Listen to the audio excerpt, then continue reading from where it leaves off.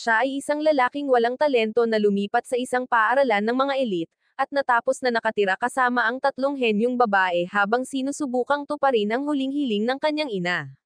Nagsimula ang kwento sa isang karaniwang lalaki na nagngangalang Yo, na inilipat sa Seika Academy of the Elites dahil lang sa ang kanyang ina ay isang maalamat na prodigy na nagtapos doon. Umakyat si Yo sa boxing ring at tuluyang nawasak ng vice captain ng martial arts club na tumatawag sa kanya na isang kalunos-lunos na mahina. Nang makita ang kanyang mahinang pagganap, hindi rin nagpapigil ang karamihan, kaliwat kanan ang panunuya at nagtataka kung paano maaring maging anak ni Sabara ang isang taong walang talento. Bumangon muli si Yo sinusubukang pasiglahin ang sarili sa mga alaala ng kanyang yumaong ina, na ang kagandahan at husay sa pag-arte ay hinangaan sa buong mundo. Napakagaling ni Sabara kaya nagtapos siya sa tuktok ng kanyang klase mula sa isang prestihiyosong internasyonal na unibersidad. Ang kanyang kalaban, sa isang kakaibang twist ng paghihikayat, ay sumusubok na pukawin ang isang bagay sa loob ni Yo, na sinasabing ang tatlong royal ng paaralan ay naghihintay na masaksihan ang nakatagong kapangyarihan sa loob niya. Ngunit patuloy na iginigiit ni Yo na hindi siya kailanman napunta sa sports or nakatanggap ng anumang uri ng pagsasanay. Gayunpaman, ang lahat ay patuloy na nagbibigay ng kanilang mga inaasahan sa kanya. Sa inis, isinisigaw niya ang malinaw na katotohanan na hindi niya siya ina at diretsyong sinusugod ang trainer sa tila isang dramatikong pagganap ng hindi pa nagagamit na kapangyarihan. Ang mga tao ay nag-e-expect sa kanilang sarili, umaasa sa isang bagay na napakalaki, para lamang kay Yo na makatama ng ilang malambot na suntok na hindi man lang nagpapatalsik sa tagapagsanay. Nagalit ang lalaki na trainer at hinampas niya ang ating bida ng diretsyo sa lupa, na nagpapaliwanag muli na si Yo ay isang mahina. Lahat ng umasa sa kanya ay hinahampas ng karbon sa mukha. Mahirap na katotohanan, ngunit hindi ito bago para kay Yo. Daladala na niya ang bigat na ito simula nang magpakita siya sa mundo. Pagkatapos ay ngumisi si Yo at binato ang isang jab sa tagapagsanay, na nagsasabi ng ilang di maipaliwanag na linya tungkol sa kung gaano katamtaman ang isang tao, lalo silang nahuhumaling sa talento na parang isang banal na kapeta. Sa isang segundo, nahuhuli ng trainer ang kakaibang kislap na ito sa mga mata ni Yo, isang pamilyar na intensidad na sumasalamin sa titig ng isang nangungunang artista. Napagtanto niya na malamang na nabigo si Yo na lumayo sa mga kasanayan ni Sabara, ngunit hindi may kakaila na nakuha niya ang kanyang hitsura. Gayunpaman, hinayaan na lang ito ng trainer habang tumalikod si Yo para maglakad palayo.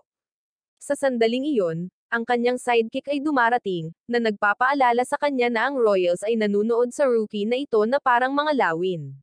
Ang maliit na paalala na iyon sa wakas ay nagtulak sa kanya sa malalim na dulo. At ngayon ay nagpasya siyang ihahampas na lang niya ang talento sa kanya, itinaas ang kanyang braso para ihatid ang huling malupit na hakbang na sinadya upang mahubog si Yo.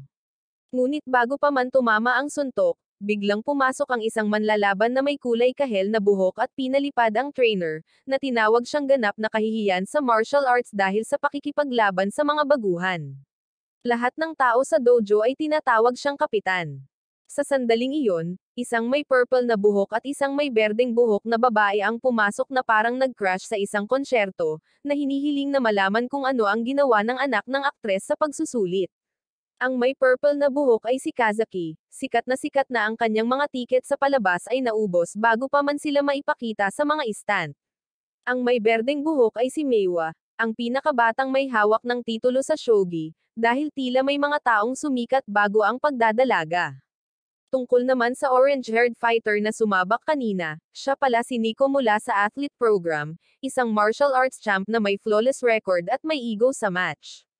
Nawawala ang hiyawan ng mga tao dahil ang tatlong drama queen na ito ay walang iba kundi ang tinatawag na tatlong royals ng paaralan. Si Kazaki ay humakbang pasulong at hiniling na malaman kung gaano kahusay ang ginawa ng anak ni Sabara sa pagsusulit, umaasang mapipaga nila ang isang pang-apat na royals mula sa kanya.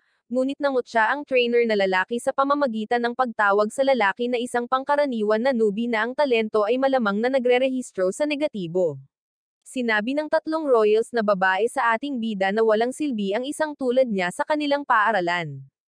Naglabas si Yo ng isang makintab na papel at sinabi sa kanila na wala siyang pakialam dahil napagpasyahan na niyang sumali sa programa sa pangkalahatang edukasyon. Ang tatlong babae ay parang ngayon lang sila nakarinig ng mito dahil wala man lang nakakaalam sa paaralan nila na may ganyan. At bago pa man makaalis ang lalaki roon na may anumang dignidad na natitira sa kanya, siya ay nauwi sa pagkaladkad sa paglilinis ng dojo dahil ang mga natalo ay tila nagkukuskus ng sahig. Pagsapit ng gabi, nang dumating si Kapitan Nico at ang kanyang squad sa dojo para sa kanilang sesyon ng pagsasanay, lahat sila ay sumisigaw na parang nakakita ng multo dahil ang lugar ay talagang walang bahid ng isang dumi. Tila, hindi pa nakita ng mga estudyante na ito ang dojo na ganito kalinis. Habang pauwi, tahimik si Yon na nagtataka kung paanong hindi niya itinanggi ang pagiging isang disappointment. Mula pa noong bata siya, hinahangad niya ang uri ng papuri na nakukuha ng kanyang ina. Ngunit hindi nagtagal at nalaman niya na habang ang kanyang ina ay isang prodigy, siya ay isang karaniwang walang silbi.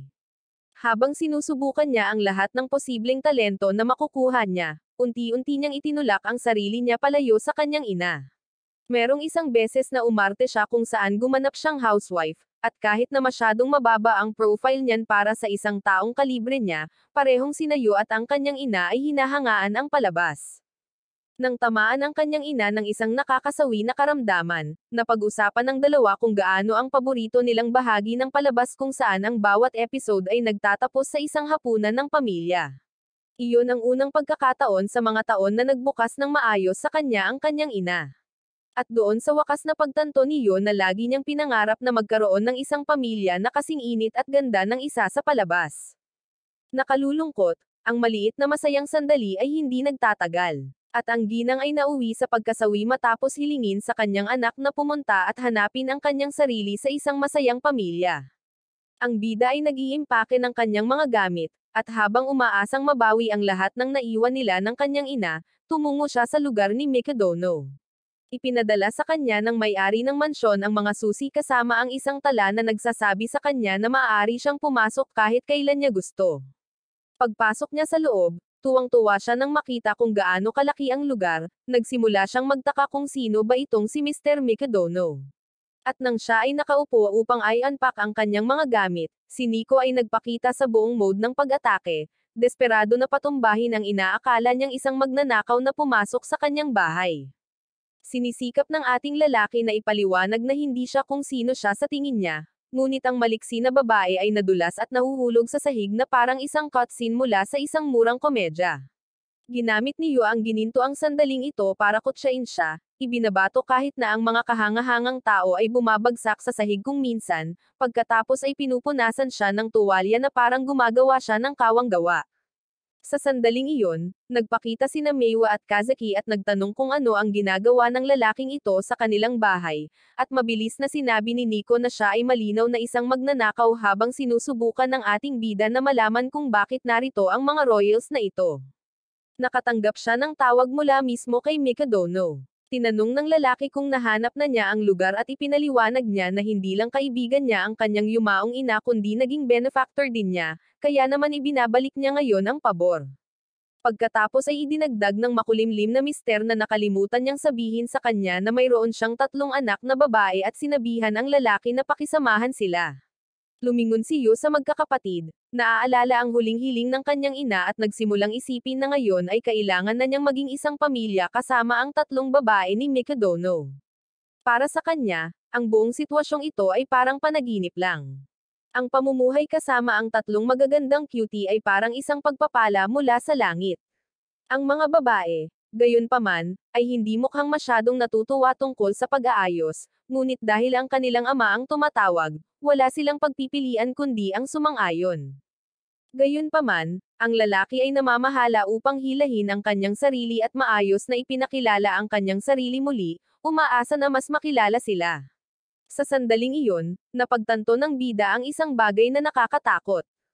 Ang buong mansyon ay mistulang kulungan ng baboy na nakasuot ng bahay na nababalot ng gulo kung saan-saan. Tila, si Kazaki ang namamahala sa mga pinggan, ngunit gumawa siya ng ilang kalahating dahilan para hindi magkaroon ng oras. Sa totoo lang, sinubukan niya, ngunit nasira ang bawat pinggan at sumuko sa pagkainis. Samantala, sina Meiwa at Nico ang dapat mag-asikaso sa paglalaba at paglilinis, ngunit kung tutuusin sa hitsura at galaw nila, tila sila ang mga uri ng babae na nangangailangan ng paglilinis sa kanilang sarili. Pagkatapos silang makutsa, mabilis na nagbago ang attitude ng mga babae at sinimulang kutsain ang ating bida sa pamamagitan ng pagsasabi kung paano niya halos hindi nakayanan ang isang miserableng 45 sa pagsusulit sa kakayahan.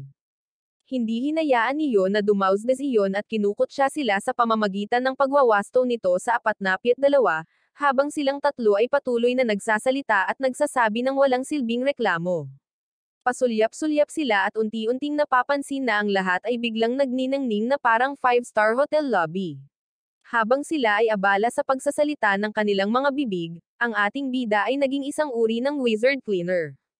Kinaumagahan, ang ating bida na lalaki ay gumising na umaasang mas makilala ang mga babae sa almusal dahil walang pasok ngayon.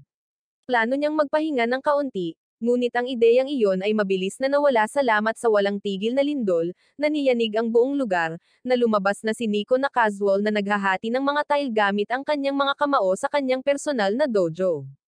Matapos masaksihan ang kaganapan na iyon, tumungo siya para tingnan ang iba. Si Meiwa ay abala sa paglalaro ng shogi at pakikipagtalo sa isang AI, habang si Kazaki ay mukhang nagpapatakbo ng isang lab, naghahadges ng mga random na bagay sa isang blender, at gumagawa ng isang kaina-hinalang milkshake na maaring lasonin ang isang tao or tapusin sila. Kapag tinanong niya kung ano ang ginagawa niya, tinutuya siya ni Kazaki at sinabing ito lang ang bersyon nila ng routine sa umaga, sa parehong paraan na kailangan ng mga taong tulad niya na magsipilyo at gumawa ng iba pang pangunahing bagay. Habang sinusubukan niyo na magmungkahi ng hapunan ng magkasama, sinabihan siya ng panganay na anak ni Mikadono na pangalagaan ang bahay dahil lalabas silang lahat na puno ng mga schedule at pag-eensayo. Pagkatapos ay bumaling siya kay Meiwa upang anyayahan siyang mag-almusal, ngunit umiinom na ito ng juice, malamang na pinapagana ang kanyang utak sa lahat ng asukal na kailangan nito. Pakiramdam na dinurog, ang walang talento sa isang bahay na puno ng mga henyo ay naglalakad sa kusina na iniisip kung paano ito tulad ng dati sa kanyang ina, na nagluto lamang para sa kanyang sarili. Pinatutunayan kung paano makukuha ng mga makasarili na prodigy, nagtataka siya kung paano siya nabigo na kumonekta sa sarili niyang pamilya, ngunit kahit papaano ay naisip niyang magagawa niya iyon sa mga ganap na estranghero. Pag-upo pa lang niya para mag-almusal, pumasok si Nico. Bagamat halatang gusto niyang kainin ang lahat ng pagkaing maayos na inihurnong, kinokontrol niya ang sarili at sinasabing hindi balanseng pagkain iyon para sa kanya.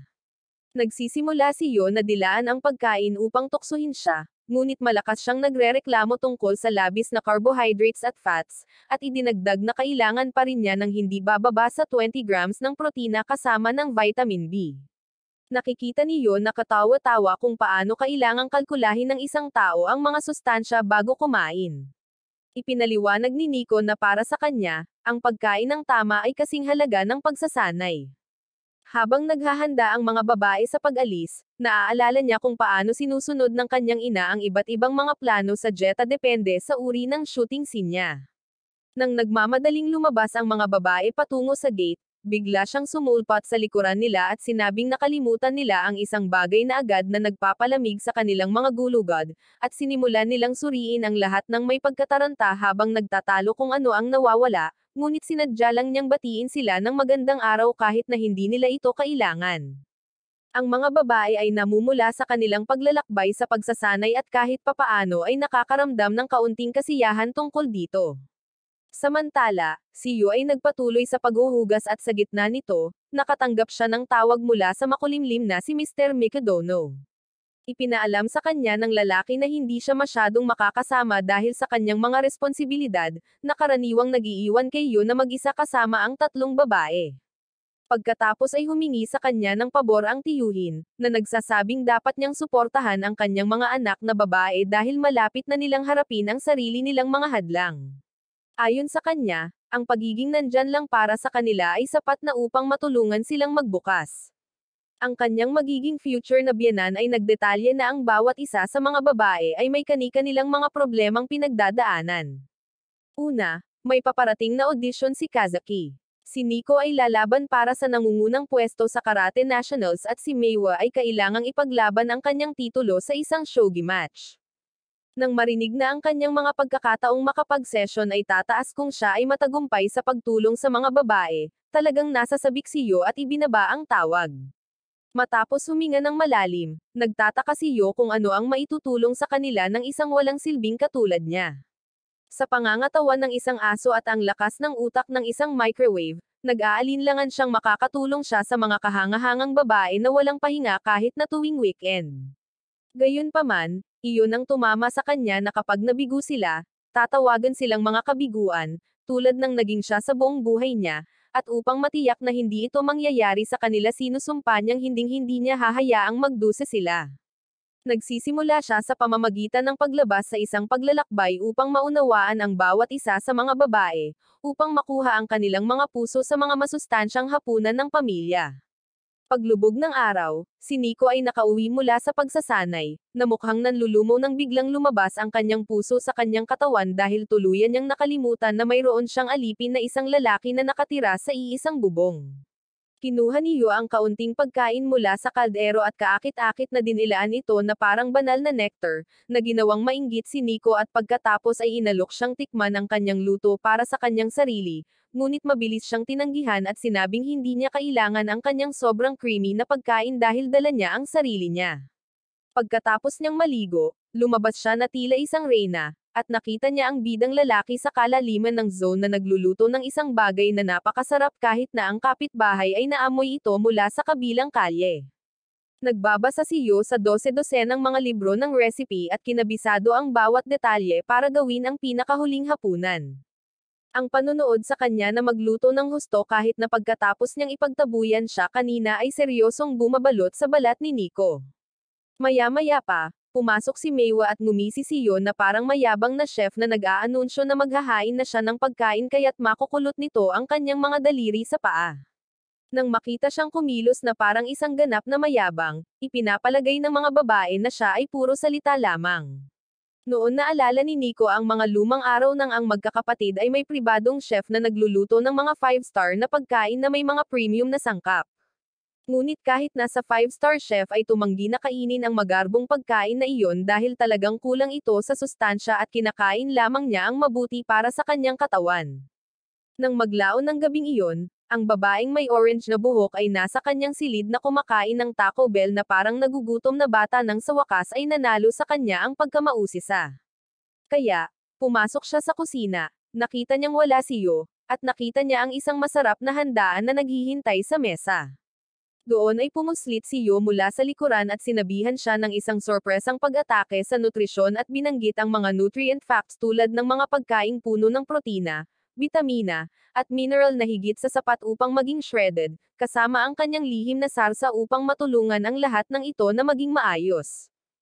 Sa sobrang pagkagulat sa mga istatistika, inamin niya ang pagkatalo at nag-collapse si Yo dahil naubusan siya ng pakikipag-usap sa isang diet expert sa buong araw para lang gumawa ng perpektong hapunan para sa kanya.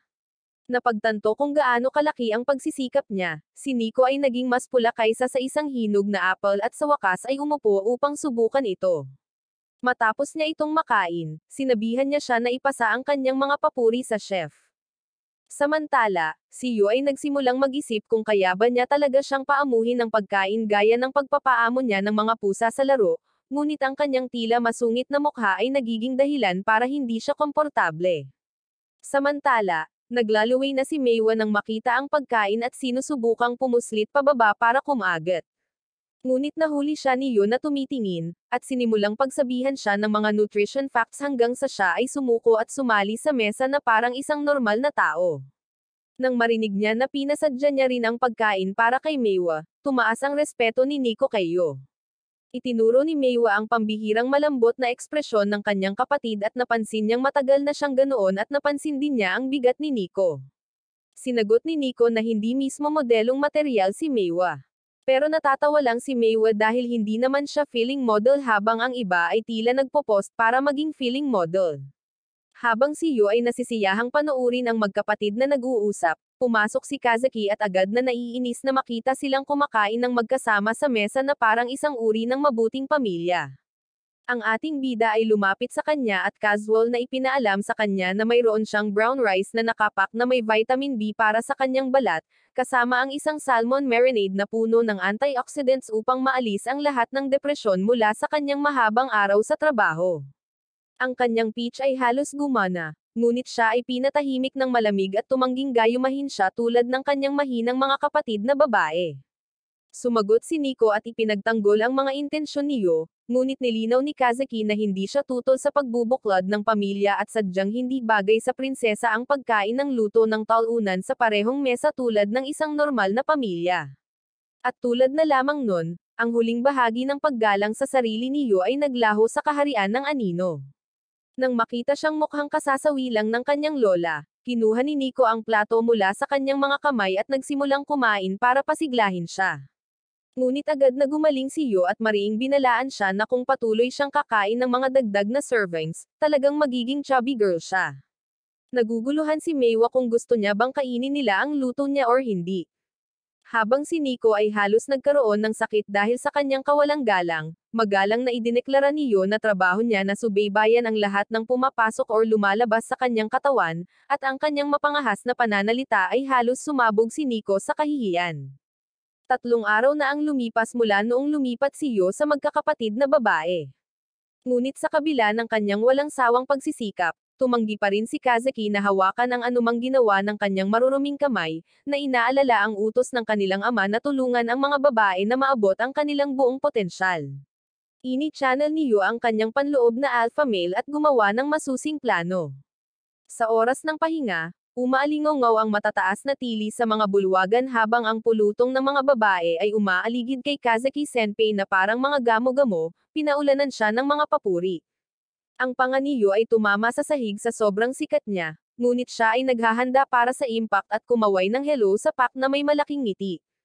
Agad na nakilala siya ng mga babae bilang walang talento na iyon, at sinabihan siya ni Kazaki na umalis bago niya madungisan ang kanyang divine aura ng kanyang talunan na enerhiya habang pinatitagan siya na parang gumagamit siya ng maruming bagay. Ngunit tinawag siya ni Yon na isang hamak habang inaanunsyo niyang nagpuyat siya buong magdamag na sinusubukang manalo sa kanya, at mayroon siyang isang bagay na siya lang ang makapagbibigay sa kanya at sigurado siyang magugustuhan niya ito. Halatang pinag-uusapan ang luto niya. Nataranta ang mga babae, kaya sinigawan ni Kazaki si Yon na itigil ang panlilinlang sa lahat sa pamamagitan ng kanyang pahayag at nanunumpa na babayaran niya ito kapag nakauwi na sila, na lalong nagpalito sa madla. Ang kanyang hukbo ng mga tagahanga ay kinulit siya ng mga tanong, kaya ginamit ni Yo ang kaguluhan para makawala. Nang maglaon, nakipagkita si Yo kay Nico upang mag-strategize kung paano manalo kay Kazaki at nabigla sa kung gaano kalaki ang nakasalalay sa kanya ng karate club. Ngunit sa sandaling makita niya siya, naalala ni Kazaki ang kanyang mapangahas na pag-aangkin mula noong nakaraang araw, at ang matinding kapangahasan niya sa muling pagpapakita ng kanyang mukha ay nagpagalit sa kanya. Ang kanyang mapagmahal na kasamahan ay agad na nagtanong kung sino siya sa tingin niya na tinatawag ito sa kanyang unang pangalan ng casual, ngunit isang tingin sa demonyong Reyna ay tumakbo sila. Mabilis na napagtanto ni Yon na hindi siya makakalabas sa isang piraso kung pananatilihin niya ito. Kaya opisyal na si Maywa ang tanging card na natitira niya para gamitin. Sa ibang lugar sa paaralan, si Maywa ay abala sa paglalaro ng shogi sa kanyang telepono nang marinig niya ang kanyang mga kaklase na nahihirapan sa isang problema. Gumagawa siya ng ilang mabilis na matematika at tahasang sinabi na sila ay talagang kulang sa mga selula ng utak kung hindi nila malutas ang isang bagay na ganoon kadali. Gaya ng inaasahan, mabilis na lumabas ang mga babae na buo ang huling piraso ng paggalang, at pinapanood sila ni Yo sa kanilang paglabas. Pumasok siya sa klase, ngunit pagkatapos na maramdaman ang ganap na kakaibang mood ni Maywa sa paaralan, pinawi niya ang kanyang pananabik. Magalang siyang inanyayahan ni Yo na sumama sa kanya sa tanghalian sa cafeteria, ngunit sinabi niya sa kanya na umalis. Nang malaman ni Maywa na hindi siya susuko, lumabas siya ng klase at patuloy siyang sinusundan ni Yo sa buong paaralan. Matigas ang ulo niyang hinahabol siya kahit pilit niyang sinaasabing iwanan siya. At bago pa nila malaman, tumatawa siya habang tumatakas na parang laro ng tag. Pagkatapos maglaro sa paligid, ang malinaw na hindi atleta na duo ay parang mga asong may hika, at itinuro niya na tila siya ang tahimik na estudyante sa klase. Nang marinig iyon, inamin niya na ang mga pag-uusap sa mga walang silbing bagay ng karaniwang mga high school na babae ay napakahirap i-relate dahil isa siya sa mga royal. Kapag sinabi niyo na nakaka-relate siya, tinitigan niya ito sa pagkalito kung paano ito posible. Nakaupo ng may pinakamataas na kumpiyansa, sinabi niyang siya ay medyo royal, or sa halip ay royally short, intelektual na may kapansanan, at isang royal failure sa kabila ng kaakit-akit na hitsura na minana niya mula sa kanyang kamanghamanghang ina. Sinusubukan niyang ipaliwanag sa kanya na ang pagiging iba ay hindi talaga masamang bagay. At sa gitna ng kanyang motivational speech, nakalimutan niyo kung ano ang kanyang pinag-uusapan, na talagang nakakapagpabalisa kay Maywa. Ngunit pagkatapos ng kaunting pangungot siya sa kanya, tinawag niya itong alipin, ang kanyang maliit na alipin. Habang kumakain ng tanghalian, sinabi ni Yu kay Maywa na naghahanap siya ng paraan para mapagtagumpayan si Kazuki dahil nauubusan na siya ng plano na gagawin. Kaya sinabi niya sa kanya na noong 3 taong gulang siya, nakita niya ang kanyang kapatid na talagang masaya nang gumawa ang kanilang ina ng isang espesyal na pagkain para lamang sa kanya. Ngunit iyon lang ang natatandaan niya, na labis na ikinagulat ni Yo dahil hindi na matandaan ng maliit na utak niya ang ginawa niya 5 minuto ang nakalipas. Ngunit sa isang bakas na iyon, bumalik siya sa kusina at nagsimulang magteorya kung ano ang mga pagkaing ginawa ng kanyang ina para sa kanya. Sa sandaling iyon, nagpakita si Kazuki mula sa likuran, na mukhang zombie. At kapag siya ay nagtanong sa kanya, siya ay nahuhulog sa isang malakas na kalabog dahil siya ay may matinding lagnat. Mamaya sa kanyang silid, ang babae ay nakipagtalo na ito ay talagang hindi isang malaking bagay at na siya ay pagod lamang. Ngunit si Maywa ay nakakuha ng mga paso ng first degree sa pamamagitan lamang ng paghawak sa kanyang noo, at sinubukan ni Nico na hampasin siya ng kulang pad habang lumalaban ang matigas na kapatid na babae. Doon ay nagpakita si Yo na may dalang isang mangkok ng lugaw, na ikinagalit niya kaya itinapon niya ang lahat ng iyon bago umiyak ng mag-isa sa kama sa ibabaw ng kanyang mahinang katawan. Napagtanto ni Yo na alam niya kung gaano siya kadaling magkasakit at patuloy pa rin sa kanyang pag-eensayo ng walang kabiguan. Iniwan niya ang pagkain sa kanyang pintuan, ngunit pagkatapos ng pangalawang pagkakataon, ibinalik niya ito. Pumapasok siya sa silid nang wala man lang palm at tinitigan niya ito ng masama, ngunit habang papaalis siya, bumigay ang mga tuhod nito at bumagsak siya ng mabagal habang nakatayo lang siya doon na handang maging unan niya. Pagkatapos ay tinanong niya ito kung bakit hindi siya nito pinapabayaan, at sinabi ni Yo na gusto niyang gumaling siya sa lalong madaling panahon upang hindi niya makaligtaan ang mga pag-eensayo at mag-alok pa na bigyan siya ng mga pribadong klase. Si Kazuki ay seryosong nagdududa sa kanyang kakayahan, ngunit ipinagmamalaki niya na siya ay nagdebo noong siya ay 2 at iginiit ang pangangibabaw bilang kanyang senpei na may 4 na taong seniority. Matapos suriin ang script, siya ang gumanap bilang prinsesa habang si Kazuki ang gumaganap bilang prinsipe. Bagamat sa sandaling ang unang linya ay mas matigas kaysa sa mga ibang pagganap sa teatro, isinara niya ang pinto sa kanyang mukha. Ang ating bidang lalaki ay nagsasabi sa kanya na siya ay nagwo-warm up lamang, bago niya inamin na ang kanyang ina ay nakakuha sa kanya ng hindi mabilang na mga audition at siya ay nabigo sa bawat isa. Nagalit siya ng husto at sinabi niya sa ating bida na hindi niya mauunawaan kung ano ang pakiramdam ng pagsusumikap. Ngunit bumalik siya sa susunod na araw pagkatapos basahin muli ang script para lamang ma-reject muli. Sa ikatlong araw, bumalik siya pagkatapos magsanay ng 10 beses, ngunit ang kanyang kasuklam-suklam na pag-arte ay nagpapadugo sa kanyang mga tainga. Kinabukasan, galit niyang sinabihan siya na itigil na ang pagmamaktol, kaya inamin niya ang pagkatalo habang inaalala niya ang mataas na inaasahan ng kanyang team sa pag-arte na dalhin ang pelikula sa kanyang walang kamali-mali na pagganap. Nagpa siya si Kazuki na bumangon sa kama sa halip na mag-aksaya ng oras. Pero kapag nakita niya si Yo na nagsasanay sa sala, nakakagulat talaga kung gaano pa rin siya kasama kahit matapos ang lahat ng effort na iyon, at nagpangiti iyon sa kanya. Kinaumagahan, muli niyang narinig ang ating bida na umaarte. Ngunit sa pagkakataong ito, nagpa siya siyang mag-acting na magkasama. Sa tunay na sandaling iyon, naghatid si Yo ng napakatalino na pag-arte na ikinagulat nilang dalawa. Naluluha siya dahil sa wakas ay ipinagmamalaki niya ang kanyang ina pagkatapos ng 14 na taon ng pagkabigo.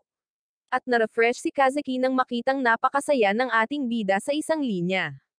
Kaya't napakasaya niya kaya sinabi niya sa kanya na hahayaan niya ang isang talunan na tulad niya na maghain sa kanya ng pagkain, ngunit sa isang kondisyon. Nagtanong si Yo kung ano ito, ngunit kumilos siya ng sobrang nahihiya na parang ipapakita niya sa kanya ang history ng browser niya sa incognito mode at pagkatapos ay biglang naglabas ng listahan ng mga bagay na ayaw niyang kainin, kaya napagtanto ni Yo na nahihiya siyang aminin na siya ay isang picky eater. Nang sumunod na araw, sina Meiwa at Nico ay nagkaroon ng pagkagulat habang pinapanood nila si Kazuki na mahinahong kumakain ng niluto ni Yu nang may kasiyahan at iniisip na darating ang mga huling panahon. Pinapurihan siya ni Yu sa pag-ubos ng kanyang pagkain na parang isang mabuting babae, ngunit sinabi niyang kakainin niya ang anumang bagay kung wala itong carrot. Iyon ay kapag siya ay nagsasabi na naglalagay siya ng mga gin o taigutay na carrot sa buong oras at iniiwan siyang nanginginig. Pag-upo, sa wakas ay nakahinga siya ng maluwag matapos sa wakas ay magtagumpay sa pagkagusto ng magkapatid sa kanyang niluluto. Gayunpaman, nagulat siya sa susunod na araw na hindi na nila siya kakailanganing magluto para sa kanila dahil halos buong araw ay wala ang mga babae na magsasanay para sa kanilang malaking araw. Kaya naman, awkwardly niyang binabati sila ng magandang araw habang feeling may bahay na kakahiwalay lang. Gayunpaman, hindi na iyon bago para sa kanya dahil ang kanyang ina ay nasa labas din ng ilang buwan sa isang pagkakataon, kaya nga hindi sila naging close gaya ng gusto nila. Muli, natatamaan siya ng vibe check na masyadong malaki ang distansya sa pagitan ng mga henyong tulad nila at walang talento na katulad niya. At kahit nahilingin sa kanya ng kanilang ama na suportahan sila, nawala siya sa kung ano ang gagawin. Nakatitig sa labas ng bintana, naalala niya ang isang maliit na tala na isinulat ng kanyang ina sa ospital na nagsasabing nais nitong magkaroon siya ng masayang pamilya.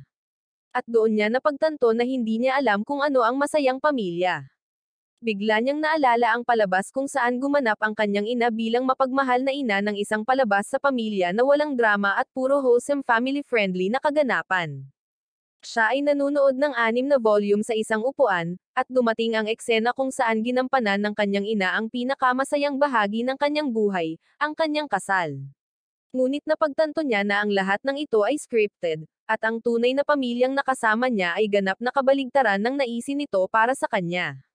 Pagkatapos, nakauwi na ang magkakapatid na babae at kinutya si Meiwa dahil sa pagiging lampan niya dahil tila pagod na siya, at para siyang bumalik mula sa isang shift sa mga minahan ng karbon.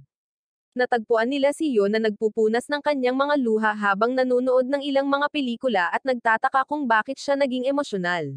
Iniisip ni Meiwa na isa lang itong palabas sa pamilya, ngunit sa sandaling makita ni Kazuki ang kanyang ina sa TV, napagtanto niyang isa pa rin itong bata na talagang nami-miss ang kanyang ina, kahit na nanonood lang si Yo.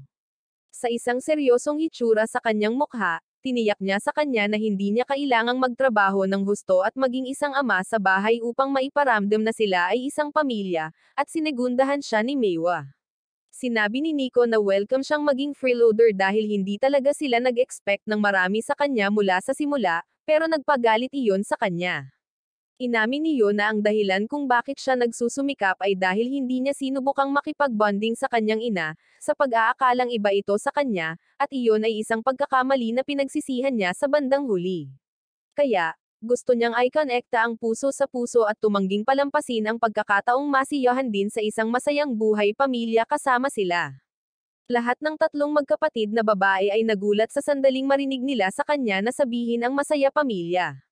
At si Nico ay nagmumakmak sa sarili na ang mga masasayang pamilya ay isang pantasya na umiiral lamang sa TV, ngunit sinagot siya ni Yo at tinanong kung paano sila magiging pamilya. Sa lahat ng oras, ang bida sa TV ay nagmumungkahi sa pangunahing tauhang babae at kinikis siya, na nagpahiyaw sa mga manunood. Pagkatapos panoorin iyon, naramdaman ni Yo na tinusok ng magkakapatid na babae ang kanyang kaluluwa sa kanilang mga titig bago tuluyang nataranta sa nakatutuwang plano ng maliit na lalaki. Si Kazuki ay tumatanggi at talagang pinagpapantasyahan niya ang pagpapakasal sa isang segundo. Habang sinusubukan ni Nico na kumbansihin ang sarili, mas gugustuhin niyang magsanay kaysa magpakasal sa isang kabiguan. At sa tingin ni Meiwa, na-brainwash siya sa malupit na love scene. Sa sandaling iyon, idineklara ni Yo na nakapili na siya at sinabi ang pangalan ni Nico, na iniwan siyang nagyelo sa lugar. Siya ay nag-hype up at sinabi na kailangan nilang malaman ang mga kaarawan ng isa't isa. Ang tatlong magkakapatid na babae ay nag-short circuit habang ipinapaliwanag niya na si Nico ay nasa parehong grade, kaya bilang pamilya ay dapat niyang malaman kung ito ay kanyang nakababatang kapatid na babae or isang nakakatanda. Nataranta muli ang mga babae at sinabihan nila ang talunang lalaki na manatili sa basurahan kung saan siya kabilang. Mamaya sa paliguan, si Nico ay naguguluhan pa rin sa kanyang paliligo nang marinig niya ang kanyang malakas na sigaw na umaalingaw mula sa kusina. Nagmamadali siyang lumabas sa pag-aakalang may pumasok, at nakita siyang nawasak dahil wala ng tinapay para sa mga sandwich. Sinaman siya ng tingin ni Nico para tumigil sa pag-iyak sa mga bagay na kasing liit nito. Ngunit nang mapagtanto niya na siya ay karaniwang nakatuwalya, tumakbo siya sa kahihiyan at nabangga si Meiwa. Napansin agad ng kanyang intelektuwal na kapatid na medyo namumula siya para sa isang kakalabas lang ng paliguan. Nagsisimulang suriin ni Meiwa ang bawat posibleng senaryo na maaaring magdulot sa kanya ng kaguluhan nang dumating si Yon na may dalang bundle ng mga tuwalya. Nawawala ang kanyang mga sentido sa sandaling mahawakan nito ang kamay niya, kaya ibinaba niya ang mga tuwalya at sinimulan siyang i-bully, kaya iniisip ni Yon na pinaparusahan siya dahil sa pag-freeload. Nang makita si Meiwa na nagkakaroon ng meltdown tulad niya, tinanong ni Nico kung may crush din ba siya sa maliit na lalaki. Ngunit agad na nilock ni Meiwa ang senaryo at sinimulan siyang pagsabihan ng hindi sinasadya. Habang si Yo ay tahimik na nakatiklop ng mga tuwalya sa lugar ng sala, pinapanood ang dalawang magkapatid na nagkakagulo, si Kazaki ay bumantong hininga at sinabihan ang kanyang mga kapatid na babae na kumilos sa kanilang katandaan. Humingi si Yo ng tulong sa kanya sa paglalagay ng isang palayok sa itaas na istant, at tinanong ng kaakit-akit na prinsesa kung kailangan niya ng anupaman pagkatapos niyang gawin ito. Kapag pinasalamatan siya ni Yon ng isang kaakit-akit na ngiti, cool siyang kumilos dahil halatang hindi siya nito pinatunaw hanggang sa mahuli ito ng kanyang mga kapatid na babae at tinawag siya, na nag-trigger ng mainit na tatlong away sa kung sino ang pinakamalaking walang isip sa pag-ibig. Sa bandang huli, nagsawa si Yo at sinabihan silang lahat na huwag itong isipin dahil sila ay pamilya. Inamin din niya na wala siyang ideya kung ano ang kanilang pinag-aawayan, na nag-iiwan sa mga babae na nakatitig sa kanya sa hilaw na pagkadismaya. Pagkaalis nila, bumantong hininga siya at napansing nilisan na nila ang buong sala na magulo. Habang naglilinis, tahimik na sinasalamin ni Yon na hindi kailanman magiging perpekto ang totoong buhay gaya ng nakikita sa TV. Kahit noon pa man, ang hapunan na pinagsaluhan nila ay isang alaala na lagi niyang iingatan. Natagpuan niya ang kanyang sarili na naghahangad ng isang masayang buhay kasama sila, at doon siya natitisid sa isang hindi inaasahang kayamanan, isang larawan ng trio na babae bilang mga kaibig-ibig na maliliit na bata. Agad siyang natuwa sa cuteness at nagtataka kung paano sila napunta mula doon hanggang sa kung ano sila ngayon. Nais niyang kumuha siya ng bagong larawan sa ilalim ng puno ng cherry blossom at nagpas siyang magtanong sa paligid kung sino ang nakalimutan ang larawan. Ngunit nang suriin niya ang mga magkakapatid na babae, ang tatlo ay agad na sinara ang pinto sa kanyang mukha. Iyon lamang ang nagpapasigla sa mga suspetsa niya na ang isa sa kanila ay may itinatago. At kung may humahawak sa larawang ito, ibig sabihin, sa kaibuturan ng mga ito, namimiss ng isa sa kanila ang mga magagandang araw ng pamilya tulad ng ginagawa niya. Gayunpaman, kinaumagahan, lahat ng tatlong kapatid na babae ay naghiwalay ng kanilang mga landas, na isinara ang kanyang pribadong pagsisiyasat bago ito magsimula.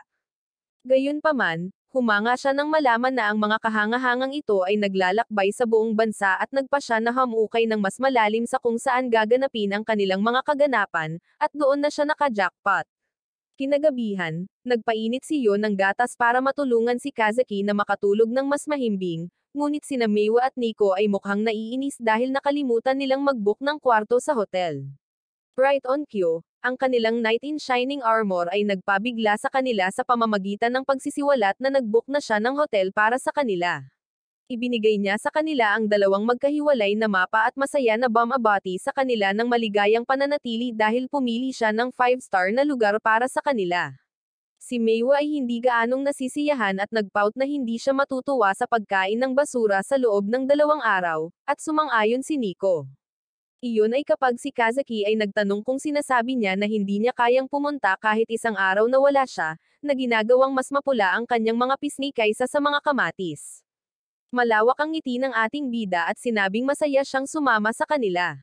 Mamaya sa shogi tournament, si Meiwa ay nangingibabaw sa kanyang kalaban na parang boss sa loob ng ilang segundo, na iniwan ang lahat na natulala sa kanyang hilaw na talento. Sa kanyang paglabas, isang babae ang nagpaalam sa kanya na ang kanyang susunod na laban ay laban sa isang pang-apat na baitang master, kaya maaring ito ay isang hamon. Ngunit umalis si Meiwa na mukhang naiinip at nag-iisip tungkol sa pagsasanay sa AI sa hotel. Iyon ay kapag ang isang nakamamanghang tanawin ng cherry blossoms ganap na nakabihag sa kanya. Naalala niya ang mga magagandang alaala mula sa kanilang pagkabata at bumalik sa hotel, para lamang bumagsak ang kanyang panga sa basement nang makita ang isang disguised Kazaki na nag-check-in sa counter. Ang dalawang magkapatid na babae ay agad na nagsimulang magtanong sa isa't isa. At sa gitna niyan, pumasok na rin si Nico at nalaglag ang bag niya sa sobrang gulat. Sa wakas ay nahuli, tinanong ni Meiwa ang orange-haired girl kung ang kanyang paligsahan ay nasa parehong bayan din. Ipinakita ni Yo ang lahat ng mapagmataas at nagkomento kung gaano ito mali para sa tatlong magkakapatid na hindi man lang alam ang patutunguhan ng isa't isa. Ipinagmamalaki niyang ibinunyag niya na dahil hindi sila nag-uusap, naglaan siya ng oras para gawin nila iyon ng eksakto. Nagsimulang magalit ang magkakapatid nang malaman nilang inibook niya sila sa iisang kwarto, ngunit nagkunwari lang si Yo na ginawan niya sila ng malaking pabor sa pamamagitan ng pagbibigay sa kanila ng pagkakataon para sa isang klasikong girl talk buong gabi. Isinasantabi iyon, tinanong nila kung ano ang ginagawa niya dito, at idineklara ni Yo ang kanyang sarili bilang kanilang opisyal na gabay para sa pagdiriwang habang palihim na nagpaplano na kumuha ng larawan ng pamilya sa gusto nila or hindi. Gayunpaman, tinanggihan ng magkakapatid ang kanyang walang kabuluhang ideya. Kaya, sinusubukan niyang kumbensihin sila na mayroong isang sikat na dambana na maaari nilang puntahan upang magdasal para sa swerte. Pinagsabihan siya ni Nico, na sinasabing hindi siya kabigwang tulad niya na nangangailangan ng swerte. Ngunit pinagtatalunan ni Yo na kahit na ang mga nangungunang prodigy mula sa Hollywood ay pumunta doon dahil ang tiwala ay nagbubukas ng isang buong bagong antas ng kumpiyansa. Dagdag pa rito, ito ay isang mahusay na paraan upang magpalabas ng singaw mula sa kanilang mga nakapanlulumong gawain. Sa wakas ay napanalo niya sila sa pamamagitan ng pagbanggit sa sariwang pagkaing dagat dahil ito ay isang bayan sa tabi ng karagatan, at naiwan ang mga babae, lalo na si Kazaki, na walang pagpipilian. Sinabi niya na lahat ito ay para sa kanyang Instapage at iminumungkahi na mamili sila para sa ilang masarap na pagkain. Dahil doon, tumungo sila sa isang tindahan ng kimono tinignan ni Yo, at ang mga babaeng tindera ay nasilaw sa tatlong alamat na biglang nagpakita. Sila ay nasa sabik at pumili ng isang mature style na kimono para kay Kazaki upang tumugma sa kanyang kagandahan. Habang si Meiwa ay pumipili ng isang kitty na may temang babagay sa kanyang mapaglarong personalidad. Ngunit nang lumingon si Yo para makita si Nico, nakaupo pa rin siya doon na mukhang naiinis. Kaya, tinatanong niya kung ayaw niya ng mga kimono. Itinuro niya na maraming mga estilo, ngunit nagsasabi siya na hindi siya magiging maganda sa isa pa rin. Dinalhan siya ng shop lady ng isang matalas na disenyo para tumugma sa kanyang personalidad, ngunit nag-flashback si Nico noong minsan ay gusto niya ng pambabae na damit, at hindi siya pinayagan ng kanilang ama na bumili ng kahit anong pambabae. Pinagsabihan niya ang shop lady, ngunit sa sandaling iyon, si Yo ay nagpakita na may isang kimono na nagpapahiwatig ng peak ng pagkababae at sinabi niya sa tingin niya ito ay perpekto para sa kanya dahil siya ang cutest na babae na kilala niya. Si Nico ay nataman sa damdamin at nang hilingin niya sa kanya na pumili sa pagitan ng dalawang estilo, dinadala niya ang dalawa sa silid ng pagpapalit. At sa paglabas niya na nakatali ang kanyang buhok, silang tatlo ay lubos na nasisiyahan sa kanyang kaakit-akit na kagandahan. Pagkatapos, ang hindi pangkaraniwang pamilya ay nagtungo upang tamasahin ang pagdiriwang. Binanggit ni Meiwa na nagsisimula na siyang makaramdam ng gutom, na nagudyok kay Yo na paalalahanan siyang manatiling malapit at huwag gumala ng masyadong malayo. Sa sandaling iyon, nakilala ng karamihan si Kazaki, at sa lalong madaling panahon, isang pulutong ng mga tao ang sumugod sa kanya na parang isang grupo ng mga tagahanga na desperado para sa isang autograph. Inaasahan ni Yo na magiging mas malapit ang magkapatid sa pamamasyal na ito. Ngunit mula sa paraan ng paglalahad ng mga bagay, si Kazaki ay tila lumipat sa mode ng trabaho. Habang pinapanood niya ang kanyang mga kapatid na babae na nasisiyahan sa kanilang pagkain, saglit na naramdaman ni Kazaki ang bahid ng nostalgia, ngunit inalis ito. Kasabay nito, ang isang babae sa malapit, na malinaw na walang interes kay Kazaki, ay hinimok ang kanyang kaibigan na magmadali at sundan siya. Gayunpaman, habang siya ay tumalikod, ang kanyang sandals ay nasira at siya ay nagsimulang bumagsak pasulong. Bago siya bumagsak sa lupa, nasalo siya ni Kazaki at pinahanga kahit ang mga hindi niya tagahanga. Dala ang babae sa isang prinsesa na pagbuhat, tinulungan niya itong maghanap ng mauupuan. Samantala, nahihirapan si Yon na subaybayan si Kazaki sa napakagulong pulutong. Matapos ay escort ni Kazaki ang babae sa ligtas na lugar at nagsimulang gumala kasama ang isang trail ng mga fan na babae sa likod niya, bigla siyang tinulak diretso sa mga palumpong ng isang tao na agad niyang pinaghihinalaan na isang mandurukot. Ang tinatawag na mandurukot ay walang iba kundi ang ating bidang lalaki. Si Kazaki ay naghahanda upang gawin ang isang kaguluhan, na nagbubuga na sa galit, humihingi ng paliwanag sa kung ano man iyon. Pero bago pa man siya makapagsalita, mahinahon niya itong pinatahimik at sinabihan siyang kainin na lang ang pagkain na dala niya para talagang ma-enjoy niya ang festival. Siya ay nagtatalo, syempre, at itinagilid ang kanyang mukha na parang nagtatampo na pusa. Iginigiit na hindi niya siya palaging nasusuhulan ng pagkain, ngunit ang ating bidang lalaki ay hindi umaatres at itinuro na nakita niyang sinaktan niya ang kanyang paa nang hindi nag-aaksaya ng oras. Sinuri niya ito at nalaman na ito ay talagang isang masamang pinsala.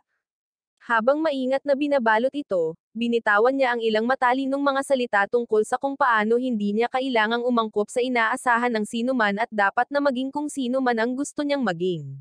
Tinapos ng ating bida ang pagbenda sa kanyang paa gamit ang mahinahon at walang katuturang haplos na iyon, habang siya ay nakaupo doon na tahimik na namumula na parang isang nalilitong middle schooler.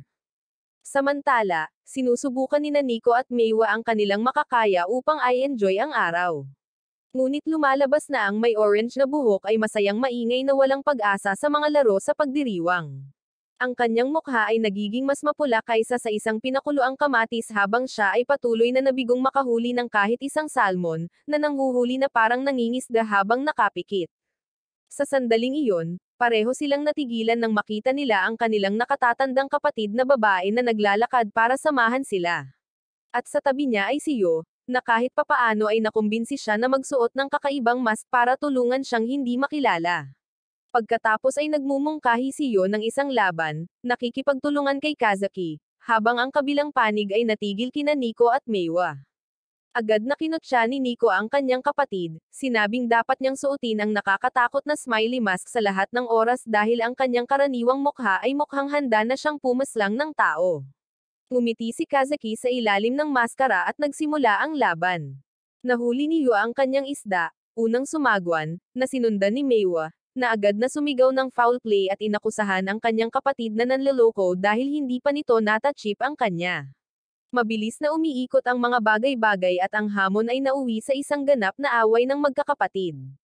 Umatras si Yo, sa pag-aakalang maaaring ito ay isang pambihirang sandali ng bonding na nakatago at umalis upang tingnan ang ilang engranding kompetisyon na nagaganap sa malapit. Tila, ang gawain ay tumalon sa mga platform na hugis lotus at gawin ito hanggang sa Torii Gate, na sa totoo lang ay mukhang isang mahirap na laro para sa mga superhuman. Ang nagwagi ay hindi lamang nakakakuha ng isang katawa-tawang halaga ng swerte, kundi pati na rin ng isang awkward selfie kasama ang gintong tagapag-alaga ng dambana. Seryoso rin ang mga host, na sinasabing ang pagtatakda ng selfie bilang wallpaper ng iyong telepono ay nagpapalakas ng iyong swerte at nagbibigay pa nga ng kakaibang garantiya. Tumingin si Yo sa lumang larawan ng festival ng magkakapatid at napagtantong ito ang parehong kompetisyon kung saan minsan silang nanalo at nakakuha ng inspirasyon sa pagkuha sa estatwa. Nagpasya siyang likhain muli ang eksenang iyon, umaasa na kahit papaano ay maaalis niya ang imposible at maabot niya mismo ang finish line. Bago pa man makapagdesisyon si Yo, ang daming tao na ang nagmamadaling pumasok para manalo sa selfie kasama ang rebulto. Sunod-sunod silang nabigo dahil ang ilan sa mga lotus platform ay lumulubog at lumulubog sa sandaling may tumapak sa kanila. Lumalabas na kailangan mong hanapin ang maswerteng daanan ng mga dahon upang makapunta sa gate ng hindi na uuwi sa babad, na karaniwang nagpaparamdam sa buong bagay na ito na parang isang live-action na bersyon ng Fall Guys. Ang mga tao ay patuloy na tumatalon at bumabagsak, na ginagawang bahagyang mas madali para sa susunod na batch na hulaan kung aling mga platform ang maaaring talagang tumagal. Habang sila ay nahuhulog, mas malinaw ang landas, ngunit ang mga host ay patuloy nang umingiti tulad ng mga masasamang palabas sa larong kontrabida. Ayon sa kanila, ang hamon na ito ay napakahirap na walang sino man ang nakayanan ang mga ito sa nakalipas na 10 taon. At ang mga huling nakagawa nito ay walang iba kundi ang tatlong magkakapatid na prodigy mismo. Sa sandaling iyon, turn na ni Yu na sumali, at sumailalim siya halos agad-agad tulad ng ginawa ng universo para sa kanya sa simula. Kahit na malinaw na pinahihintulutan ng mga panuntunan ang mga tao na sumubok muli, karamihan sa kanila ay huminto pagkatapos mapagtanto na malamang na hindi sulit ang pag-aaksaya ng kanilang oras para sa isang maluwalhating larawan na may gininto ang laruan. Ngunit nananatili si Yon na matigas ang ulo at patuloy na itinapon ang sarili sa tubig. Ang kawawang bida ay nababasa ang kanyang mukha, ngunit walang pagkakataon na maisipan pa niyang umatras. Kahit na sumasapit ang gabi at nagsimulang bumuhos ang ulan na parang isang banal na senyales na huminto, ayaw pa ring aminin ni Yu ang pagkatalo. Sa huli ay sinubukan siya ng mga host na kausapin na sumuko, na sinasabing hindi ito tungkol sa pagsisikap, ngunit purong swerte lamang. At nag-aalok pa sila na hayaan siyang kumuha ng litrato ng hindi man lang nananalo. Ngunit sa huli ay iniisip ni Yo kung paano malamang nananalo ang magkapatid sa pamamagitan ng paglipat ng sama-sama tulad ng isang unit na may perpektong timing. At ang alaalang iyon ang nagkumbinsi sa kanya na ituloy kahit anong mangyari. Patuloy niyang inilulunsad ang kanyang sarili sa mga nanginginig na platform na iyon at kahit papaano ay naabot niya ang gate sa pagkakataong ito. Ang mga host ay nagpalakpakan at sa wakas ay nag-imbita sa kanya na mag-selfie. Ngunit ang redhead ay nagpakita sa halip, sumisigaw ng isang bagay tungkol sa pangangailangan na kumuha muna ng ilang tao. Habang tumatakbo siya upang hanapin ang magkakapatid na babae, isang anunsyo ang tumunog tungkol sa pagdiriwang na natapos ng maaga dahil sa malakas na ulan. Nang mapagtantong huli na siya, bumagsak siya sa sahig at pakiramdam na walang silbi. Umaalingaw sa kanyang isipan ang boses ng tatlong babae. Naaalala kung paano niya sila kinaladkad dito noong una, sa pag-aakalang bumalik sila sa hotel at may iwan na naman siya. Ngunit nang ipikit niya ang kanyang mga mata at idilat ang mga ito, nakita niya ang tatlong babae na nakatayo sa harapan niya dala ang kanilang mga payong. Tinatanong nila kung bakit hindi na siya bumalik at bakit basang-basa na siya at nababalutan ng putik. Sinabi ni Yon na naisip niya na tatalikuran na nila siya, ngunit ang mga babae ay tumugon na hindi sila ganoon kawalang puso. Hiniling nila sa kanya na manguna sa daan pabalik sa hotel, tinawag siyang konduktor ng kanilang festival at hayaan siyang ibahagi ang kanilang payong, na ipinapaliwanag kung paanong tatlo na lang ang natitira sa stall at hindi sila nakakuha ng pang-apat. Sa kalaunan, ang tatlong magkakapatid na babae ay nauwi sa pagtatalo kung sino ang makikibahagi ng payong kayo. Nanalo si Maywa sa rock paper scissors match at kinuha ang spotlight. Pagkatapos bumalik at matapos ang kanilang mga paliguan, ang mga babae ay tumingin sa kanilang personal na alipin at nakita siyang mukhang isang ganap na gulo. Tinanong nila kung plano niyang laktawan ang paliligo, at iyon ay kapag ang taong mapula ang buhok ay tuwang-tuwang umamin na nakalimutan niyang mag-book ng isang hiwalay na silid para sa kanyang sarili. Ngayon, puno na ang lahat ng kalapit na hotel at wala siyang matutuluyan. Nakangiting awkwardly, sinabi ng lalaki na tatambay lang siya sa isang kafe. Tinitigan siya ng magkakapatid, napagtantong wala na siyang pag-asa, at nang malapit na siyang umalis, pinigilan siya ni Kazuki at hinayla siya papasok sa kanilang silid. Lahat sila ay nagtatalo tungkol sa kung paano magiging isang kahihiyan sa kanilang pangalan at propesyon na hayaan ang isang lalaki sa malamig na ulan sa labas. Tinukoy pa ni Nico na dahil nakatira na sila ng magkasama, hindi magiging big deal ang paggawa nito minsan.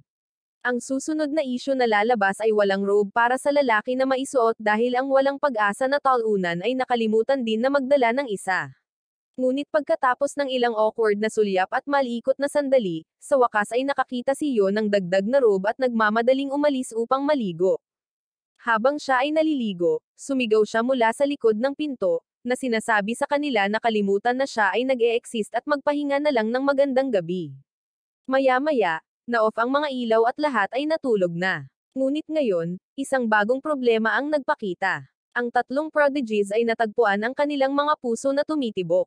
Hindi makatulog, nananatiling namumula ang kanilang mga mukha. Sa kabila ng walang lagnat, ang kwento ay nag-rewind ng kaunti, na nagpapakita na talagang nagtagumpay si Yo sa kanyang misyon na makuha ang tatlong magkakapatid na larawan kasama ang rebulto.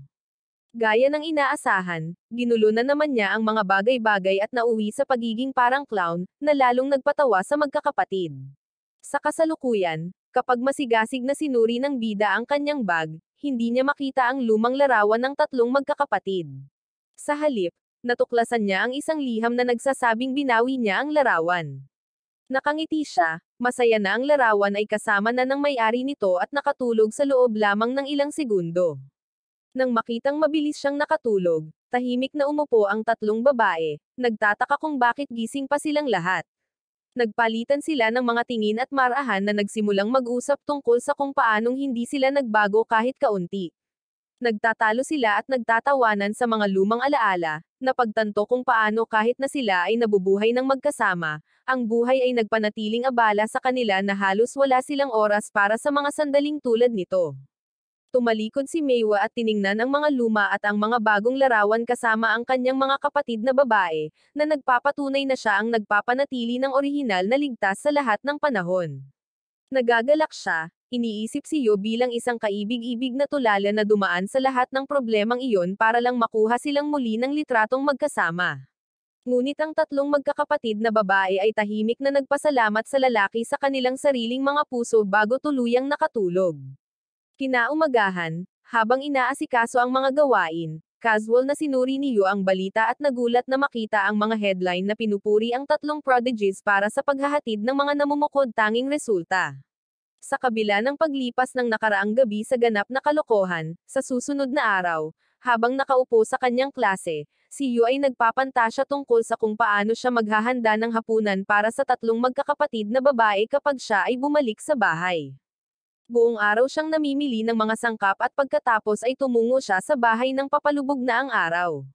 Pagbukas niya ng gate, nakita niyang nakauwi na ang tatlong magkakapatid na babae ng mas maaga kaysa sa inaasahan.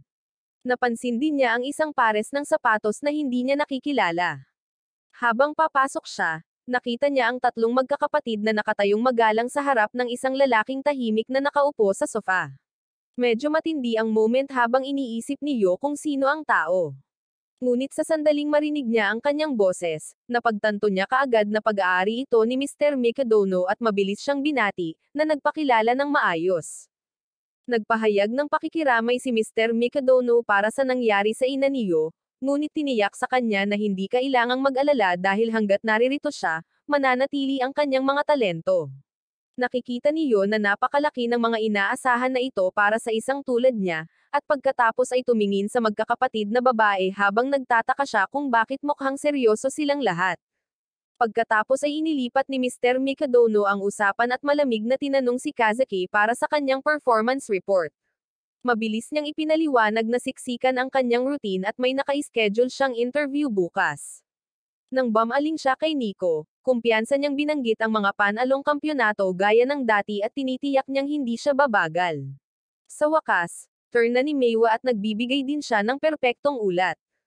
Habang may sasabihin si Yo, tumayo si Mikadono at Sam Abad, sinabing na pag-usapan na ang mga ulat sa pagganap at aalis na siya ngayon. Pinigilan siya ni Yo at tinanong kung interesado ba siyang sumama sa kanila sa hapunan dahil plano niyang magluto para sa kanila. Nang hindi sumasagot, lumakad si Mikadono sa isang maskara na nakalatag sa malapit. Ipinaliwanag ni Yo na nagpunta sila sa isang festival noong katapusan ng linggo. Naging seryoso si Mikadono at nagtanong kung kaninong ideya iyon. Tuwang-tuwang ikinwento sa kanya ng lalaki kung paano niya sila dinala doon, at ang magkakapatid ay napunta lahat sa iisang lugar at iyon ang parehong festival na minsan nilang binisita noong mga bata pa sila. Itinaas ni Mikadono ang maskara malapit sa kanyang mukha, pagkatapos ay pinagalitan si Yo dahil sa pakikialam sa tagumpay ng kanyang anak. Si Yo ay nagsasalita tungkol sa swerte na natanggap nila mula sa pagbisita. Ngunit itinanggi ito ni Mikadono, sinabing naniniwala lamang siya sa pagsusumikap at hindi sa swerte. Lumapit siya kay Yo at marahas na ipinaalala sa kanya kung gaano siya kawalang silbi at kaawa-awa sa kabila ng pagiging anak ng isang mahusay na artista. Binasag niya ang maskara sa kalahati at tinawag si Yo na isang average na walang talento, na sinasabing walang lugar ang mga walang talento sa kanyang tahanan, habang patuloy niya itong iniinsulto at hinawakan siya ng mahigpit sa balikat. Ang mga magkakapatid na babae sa wakas ay tumayo para kay Yo. Nakipagtalo sila sa kanilang ama, na nagpapaliwanag na kahit na maaaring walang malalaking tagumpay si Yo, pinangangasiwaan niya ang lahat ng bagay sa bahay mula sa paglilinis hanggang sa pagluluto para makapag-focus sila sa kanilang mga karera.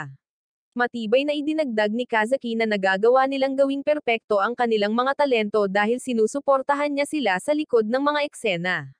Kapag tinanong ni Mikadono kung bakit pinagtatanggol nila ang isang taong walang talento at kung talagang kailangan nila siya, namumula ang magkakapatid at nagbibigay ng mga malamaya na dahilan. Gayunpaman, patuloy silang nakikipagtalo na maayos ang pakikitungo nila kay Yo at nabuo ang isang matibay na ugnayan sa kanya. Gayunpaman, ang kanilang ama ay nananatiling matatag at sinabi sa kanila na walang puwang sa pamilya para sa pakikisalamuha. Ipinaalala niya sa kanila na hindi na sila bata at ipinagbabawal na silang dumalo sa anumang mga pagdiriwang. Sinabi niya sa kanila na tumuon sa pagpapabuti ng kanilang mga resulta at pagkatapos ay umalis. Tahimik na nagtanong si Yo kung sasama sila sa kanya sa hapunan, ngunit tumalikod si Nico at malumanay na humingi ng paumanhin, sinabing wala na silang oras upang tangkilikin ang kanyang masarap na pagkain. Lumipas ang isang linggo at tila bumalik ang lahat sa dati bago nagsimulang manirahan si Yo sa mansyon. Ngunit pagkatapos makilala ang kanilang ama, sa wakas ay nauunawaan ni Yo kung bakit ang mga babaeng ito ay nagsisikap na maperpekto ang kanilang mga talento. At lahat ng ito ay dahil sa kanilang mahigpit na pagpapalaki, at naaalala niya kung paano nagsimulang magkasundo ang magkakapatid. Nang gabing iyon, lahat ng tao sa club ay umuuwi, maliban kay Nico, na nananatiling gabi para magsanay tulad ng dati. Maaga pala ang uwi niya para lang maghapunan, ngunit ngayon ay bumalik na siya sa kanyang karaniwang schedule habang siya ay nagpapahinga para kumain. Ang lasa ng pagkain ay hindi masarap pagkatapos masanay sa pagluluto niyo. Pareho ang nararamdaman ni Kazaki habang tinitingnan niya ang kanyang malusog na smoothie na puno ng mga sustansya, ngunit hindi na niya kayang inumin ito. Maging si Meiwa ay tila naliligaw dahil ang kanyang karaniwang merienda ay hindi gaanong kapana-panabik. Lahat ng tatlong babae ay natigilan, nagtataka kung bakit hindi na sila makakabalik sa dati nilang gawain. Samantala, kahit si Yu ay nalulungkot at nagnanais na maibalik ang mga bagay sa dati. Naaalala niya ang mainit na pamilya mula sa palabas sa TV na ginampanan ng kanyang ina at nagpasya siyang nais na lumikha ng isang bagay na tulad nito. Ang pag-iisip na ito ay nagbibigay sa kanya ng isang bagong pakiramdam ng pagganyak. Kinaumagahan, habang papalabas ng bahay ang tatlong magkakapatid na babae, napagtanto ni Nico na hindi sila binati ni Yon ng kanyang karaniwang masayang boses, at iyon ang nagpapalungkot sa kanya. Sa ibang pagkakataon sa paaralan, pagdating ng tanghalian, binuksan ni Nico ang kanyang bag upang kumuha ng isang protein bar, ngunit sa halip ay nakahanap ng isang nakapak na tanghalian. Namumula ang kanyang mukha na parang kamatis at ganoon din ang nangyayari sa dalawa pang magkapatid na babae, bawat isa ay nakahanap ng maayos na pagkain. Nang tanungin ng mga tripulante ni Nico kung hindi ba niya ito kakainin at iminumungkahi na maaari nilang kainin ito, mariin siyang tumanggi at sinabing kakainin niya ang bawat kagat ng kanyang sarili. Samantala, si Yu ay natutulog sa kanyang kwaderno, pagod na pagod matapos magising ng alas 4 ng umaga upang ihanda ang kanilang mga pagkain. Nang maglaon, nang makita niyang walang laman ang kanilang mga lunchbox, ngumiti siya sa sarili, alam niyang nasiyahan sila sa pagkain. Nang gabing iyon, tinawag ng tatlong magkakapatid na babae si Yu at seryosong sinabi sa kanya na gusto nilang bumuo ng isang co-stewardship kasama niya. Nalilito, nagtataka si Yu kung bakit biglang nag-uusap tungkol sa mga barko. Ngunit ang mga magkakapatid na babae ay hindi mukhang nasa mood na magbiro. Habang ipinapaalala nila sa kanya na nagbabala ang kanilang ama na itatapon si Yu maliban kung patunayan niya ang kanyang sarili. Kaya iminungkahi nila na kung susuportahan niya sila sa mga darating na hamon, handa silang tanggapin siya bilang isa sa kanila. Ipinaliwanag nila kung ano ang naghihintay para sa bawat isa sa kanila at sinabing kailangan nila ang kanyang tulong upang harapin ang lahat ng ito. Nasa sabik sa ideya, nangako si Yu na gagawa siya ng tanghalian para sa kanila araw-araw dahil isang pamilya sila. Ngunit itinutuwid siya ng mga magkakapatid na babae at malinaw na ipinaliwanag na siya ay isang taga-suporta lamang. Kinabukasan, nang malapit nang umalis ang magkakapatid na babae para sa araw na iyon, iniabot sa kanila ni Yu ang kanilang mga pananghalian. Ipinaalam sa kanya ni Kazaki na uuwi sila bandang alas 7 ng gabi para makapaghanda na rin siya ng hapunan para sa kanila. Pinaalis niya ang mga ito sa kanyang karaniwang mainit na hiling, at sa ilang kadahilanan, ang simpleng kilos na iyon ay nagpapula sa kanilang tatlo na parang hinog na kamatis, halos parang tama lang ang pakiramdam sa sandaling iyon. Nang maglaon habang nagsasanay, nagsuot ng peluka si Kazaki at awkward na sinubukang gawin ang kanyang pambabaing eksena. Ngunit sa sandaling iyon, biglang nagpakita ang dalawang babae at nauwi sa pagkatakot sa kanyang buhay. Habang nasa kalagitnaan ng practice si Nico, tumunog ang kanyang telepono at mabilis niyang sinagot na narinig niya na kababalik lang ng kanyang trainer mula sa isang paglilibot sa ibang bansa at gusto siyang makita. Kasabay nito, ang maliit na si Meiwa ay malalim sa sarili niyang sesyon ng pagsasanay, ngunit nauwi sa pagkatalo sa kanyang tagapagsanay. Ang kanyang tagapagsanay ay mahinahon na nagpapaalala sa kanya na ang oras ay darating na kailangan niyang piliin sa wakas kung aling landas ang talagang gusto niyang tahakin. Sa oras na umuwi ang magkakapatid na babae sa gabing iyon, bawat isa sa kanila ay maraming tumatakbo sa kanilang isipan. Ngunit pagpasok pa lang nila sa bahay, nakita nila si Yo na nag-aapak sa ibabaw ng isang flower bag. At kapag tinanong nila kung ano ang kanyang ginagawa, sinabi niya sa kanila nang may kumpiyansa na plano niyang magdagdag ng udon sa recipe, at gusto niyang gumamit ng whole wheat flour sa pagkakataong ito upang makatulong na mapababa ang nilalaman ng carb sa kanilang dieta. Habang ipinapaliwanag niya ang lahat, bigla siyang nadulas at nahuhulog ng husto, na sinasaktan ang sarili sa proseso, na nagpapatawa ng bahagya sa mga babae bago umalis, na binanggit na sasamahan pa rin siya ng mga ito sa hapunan. Nang maglaon ng gabing iyon sa hapag, sinabi ng magkakapatid na medyo katamtaman ang lasa ng pagkain ngayon, na nag-uudyok sa kanila na alalahanin kung paano kinasusuklaman ng kanilang ama ang anumang bagay na hindi karaniwan. Ngunit sa tahimik na sandaling iyon, ang bawat isa sa kanila ay nakatagpo ng isang uri ng kaginhawaan sa pagiging karaniwan na ito. Nang maglaon, habang naghuhugas si Yo, pumasok si Kazaki at nag-alok na tumulong, na nagsasabing sinusubukan niyang gawin ang kanyang pambabae. Tinukoy ni Yo na ang paghuhugas ay wala talagang kinalaman sa pagiging pambabae, ngunit siya ay nagpipilit at sumama pa rin. Nang banggitin ni Yo ang audition, biglang nagpanik si Kazaki, inamin na first time niyang gumanap ng feminine role, at iyon marahil ang dahilan kung bakit siya kinakabahan. Sa sandaling iyon, napansin niya ang mga benda sa kamay ni Yo at nagtanong kung ano ang nangyari. Ipinaliwanag ni Yo na hindi siya masyadong magaling magluto at madalas niyang sinusunog ang sarili. Ang dalawa ay nagpatuloy sa casual na pag-uusap hanggang sa biglang madulas si Yo at mauwi sa nosebleed. Mabilis na sumugod si Kazaki upang tumulong, ngunit nadulas din, lumapag sa itaas niya na hindi makakilos. Mabilis siyang bumangon at habang nagsisimula si Yo na humingi ng tawad, hinayaan niya ito, sinabing aksidente lang iyon. Nang maglaon, habang inaalagaan ang kanyang ilong na dumudugo, hindi maiwasang maisip ni Yo ang nangyari habang literal niyang nakis ang isang lalaking dumudugo ang ilong. Gayunpaman, mukhang hindi siya naabala, kaya napagtanto niya na dapat sanay na siya sa mga ganoong eksena sa entablado. Gayunpaman, masama rin ang pakiramdam niya para sa kanyang sarili. Alam na ang unang kiss niya ay nauwi sa lasa ng dugo. Sa kabilang banda, kapag binanggit ni Nico na maaaring umulan, binuksan ni Kazaki ang TV upang tingnan ang lagay ng panahon, ngunit sa halip ay may nakita siyang kissing scene. Mabilis niyang inaf ito at sinabihan si Nico na tingnan na lang ang lagay ng panahon online. Pagkatapos nito, nadatnan niya si Meiwa at sinabing mukhang malasa ang kanyang jelly. Ipinagmamalaki ni Meiwa na ginawa ito para lamang sa kanya ng ating bida, at idinagdag na parang kumagat ito sa isang pares ng malambot na labi. Ang pagbanggit ng mga labi ay muling nagpamula kay Kazaki, at inihampas niya ang kanyang kape sa mesa bago pumasok sa kanyang silid at isinara ang pinto sa likod niya. Habang hinahawakan niya ang kanyang mga labi, nalilito pa rin, ang ating bida ay biglang pumasok ng hindi kumakatok, na agad na nag-trigger sa kanyang galit. Kalmadong ipinaliwanag ni Yo na naparito lamang siya para magpahangin, at idinagdag na sigurado siyang hindi niya gugustuhing masayang ang isa sa mga kiss niya sa isang tulad niya. Iminumungkahi niyang pareho silang magpanggap na hindi ito nangyari. Habang siya ay naglalakad palabas, si Kazaki ay sumabog sa pagkadismaya, na tinawag siyang isang haltak para sa pagsasabi ng isang bagay na tulad nun.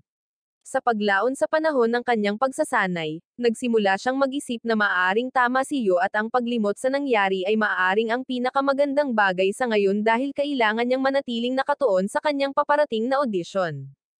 Sinusubukan niyang i-rehearse ang kanyang papel na pambabae ngunit patuloy na nabigo dahil ang lahat ng kanyang ginawa hanggang ngayon ay mas katulad ng isang prinsipe kaysa sa isang babae. Sa isa pang sesyon habang muling gumaganap sa isang prinsipe, tinitingnan niyang mabuti ang babaeng kasama niya sa pagganap at biglang napagtanto kung ano ang nawala sa kanyang naunang pagganap. Nang humahantong sa isang kiss ang eksena, nag-flashback ang kanyang isipan sa kanyang naunang aksidente at tumalon siya pabalik ng lubos na nahihiya. Agad siyang pinigilan ng kanyang direktor at tinanong kung ano ang nangyayari, na nagpapaalala sa kanya na anuman ang mangyayari sa kanyang personal na buhay ay makakaapekto sa kanyang pagganap sa entablado.